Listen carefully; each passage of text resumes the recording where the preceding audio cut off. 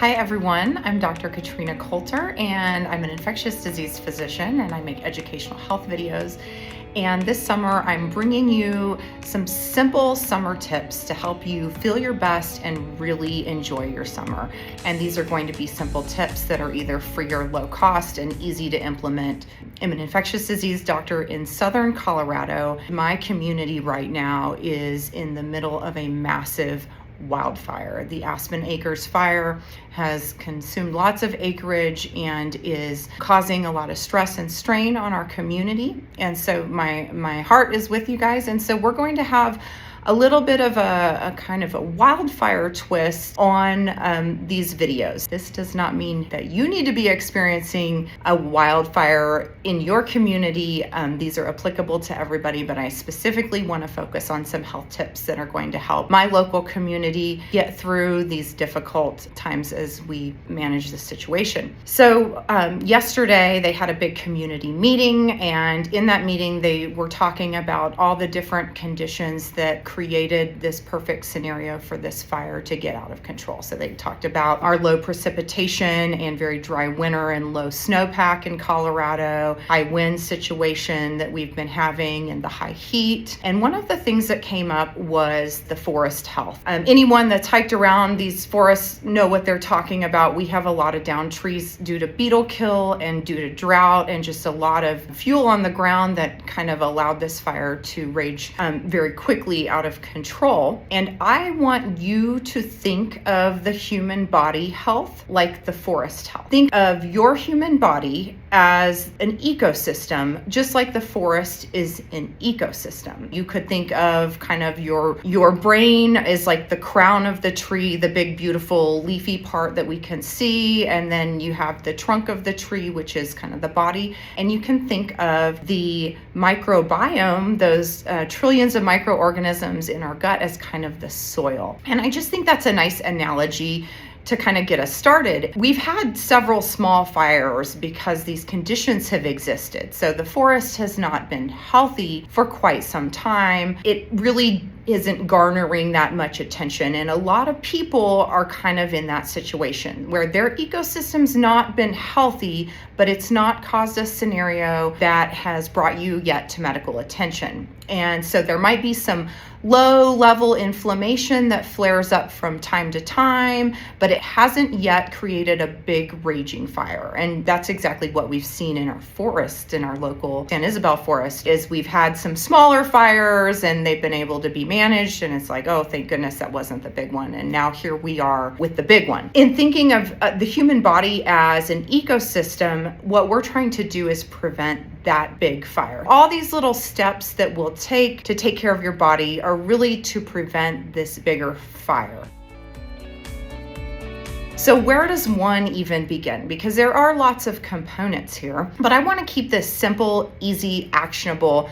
And so let's start with what we need most in Colorado right now. We need water. And just like we need water to put out this fire and to keep the forest healthy, your body needs water continuously in adequate amounts to keep you functioning normally. So most people don't drink enough water. How much is enough? Well, for most people, a physician has told you otherwise, follow their advice. This is just for health information. But most people need half of their body weight in pounds in ounces. So that sounds complicated. So if you weighed 160 pounds, half of that would be 80. So you need 80 ounces of water a day. That may seem like a lot to some of you, and some people feel like they're getting enough. And when I actually insist that they measure it, then they're like, oh, wow, okay, I'm only drinking 16 ounces a day.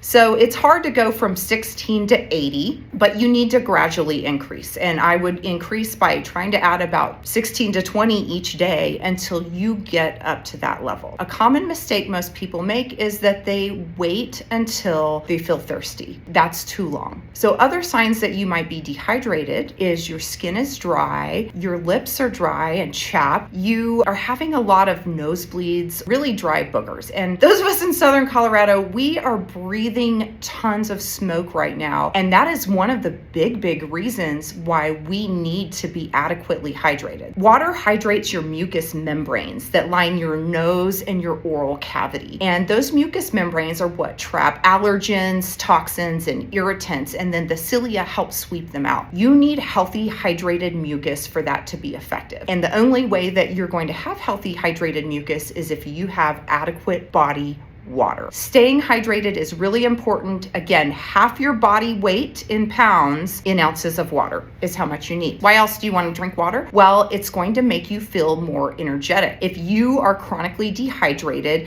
you're operating at a smaller total blood volume. And when you drink that water, that expands your blood volume and you get improved blood flow to all the organs, including to your brain, and you're going to feel more awake and alert. So those headaches that you've been having, they might be a sign of your dehydration. Water is also really helpful if you are trying to manage your weight or manage your portion sizes, because water makes you feel full. And if you're trying to increase your fiber intake, which we'll certainly get into in another video, water really helps you digest that fiber and keep it moving on through. So it helps you with your digestion, it helps you feel full, it hydrates those mucous membranes, it gives you more energy. Oh wait, there's more. If you are chronically constipated, hydration is going to help that problem quite a bit. Really making sure that you are dialing up the water before you're dialing up over-the-counter stool medications like Colace and Miralax is really crucial, because those medications aren't going to do anything if you're dehydrated. For bonus, if you're somebody that struggles with chronic urinary tract infections, the number one intervention that is most effective